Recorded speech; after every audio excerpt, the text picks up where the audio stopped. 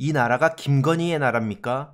오늘 오전 법원에서 김건희 오빠가 연루된 공흥지구 특혜 의혹 관련 공무원 3명에게 무죄를 선고했다는 소식이 전해졌습니다. 이들은 개발사업 준공기한을 멋대로 이미 변경한 걸로 기소됐는데요.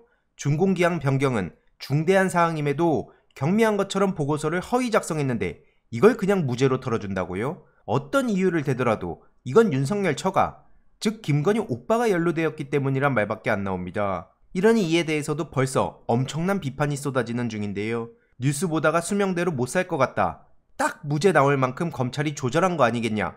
검찰이 일부러 증명을 안 한 거 아니냔 말이고요. 윤석열 취임 이후 나라가 엉망이 됐다. 왜 이런 반응이 나오겠습니까?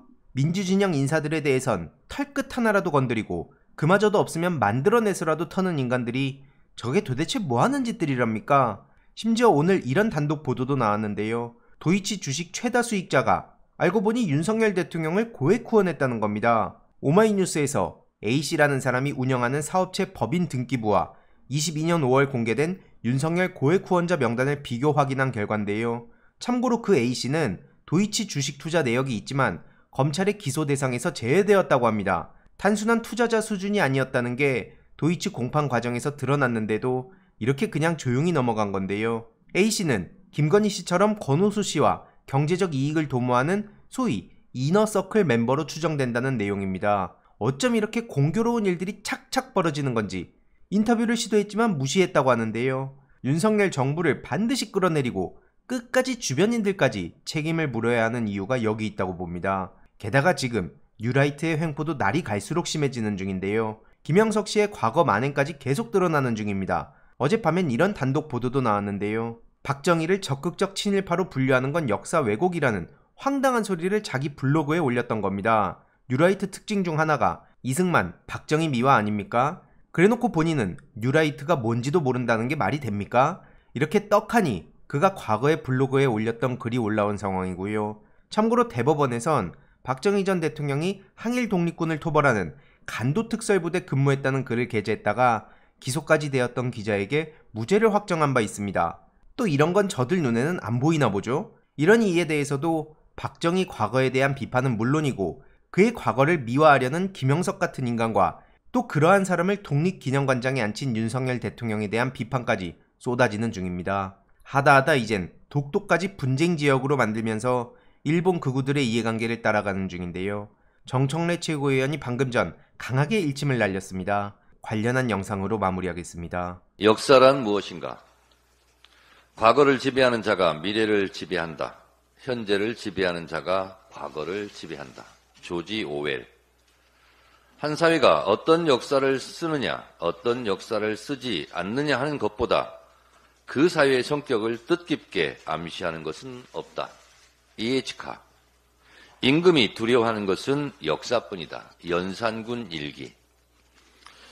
역사와 관련된 정의와 명언들은 많습니다. 역사는 승자의 기록이라며 체념적 역사관을 가르치기도 하고 역사는 다 지나간 일이라며 따지지 말자고도 합니다. 그러나 역사는 단순히 지나간 일이 아니라 과거와 현재가 끊임없이 대화하고 영향을 주고받는 살아있는 생명체입니다. 역사를 잊은 민족에게 미래는 없다고 합니다. 과거를 두려워하는 세력에게 미래를 맡겨서는 안 됩니다. 역사에 만약은 없다지만 만약 그때 다른 선택을 했다면 역사는 달라졌을 것이란 후회와 통탄은 한 번으로 족합니다.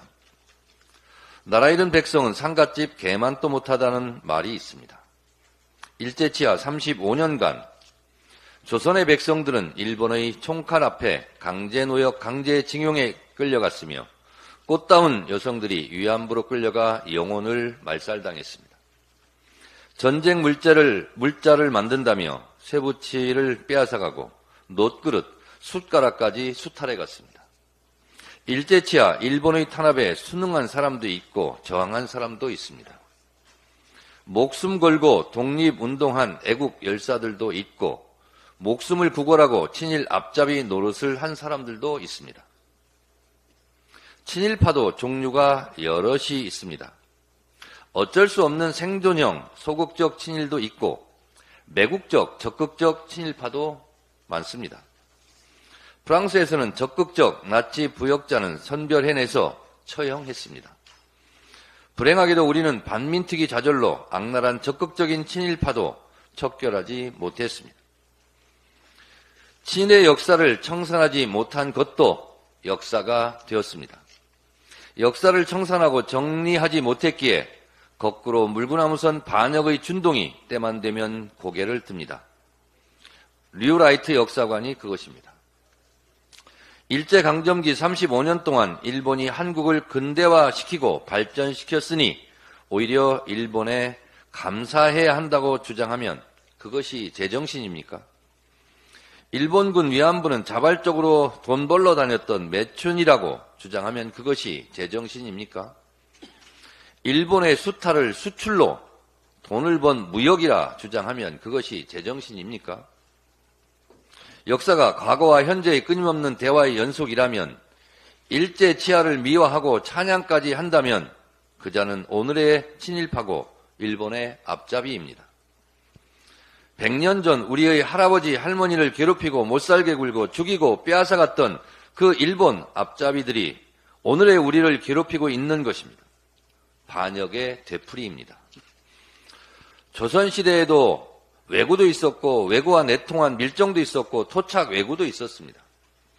일제 강점기에도 일본인 수탈자도 있었고 일본과 내통하는 밀정도 있었고 아예 대놓고 일본 사람을 자처한 토착 왜구도 있었습니다. 지금도 일본의 역사 왜곡, 식민지 찬양하는 일본 극우도 있고 일본 극우와 똑같은 주장을 하는 한국인도 있고 일본과 내통하는 일본의 이익을 대변하는 밀정도 있는 것 같습니다. 밀정과 토착 왜구는 끈질긴 생명력을 유지하며 조선시대, 일제시대 한국 현대사를 기생하며 한국에서 같이 살고 있는 거머리 같은 친일파가 명줄 길게 살아가고 있는 것 같습니다. 친일의 역사를 단죄하지 못한 후과가 이리도 깊습니다. 독립기념관 관장의 문제로 불거진 또 하나의 역사 전쟁, 또 하나의 역사 해석관, 역사 해석권을 둘러싸고 벌어지는 선악의 심리적 쟁투가 한창입니다. 작금의 또 하나의 역사 전쟁에서 정의가 승리할 것인가, 불의가 승리할 것인가, 이것도 또 하나의 역사가 될 것입니다. 너는 누구냐? 민족 정기의 수호자냐? 아니면 반민족 반역의 앞잡이냐? 재미있게 보셨다면 구독과 멤버십 부탁드립니다. 특히 멤버십 희동이님들께 정말 감사드린다는 점 다시 한번 말씀드리고요. 주위에도 널리 공유 부탁드리겠습니다.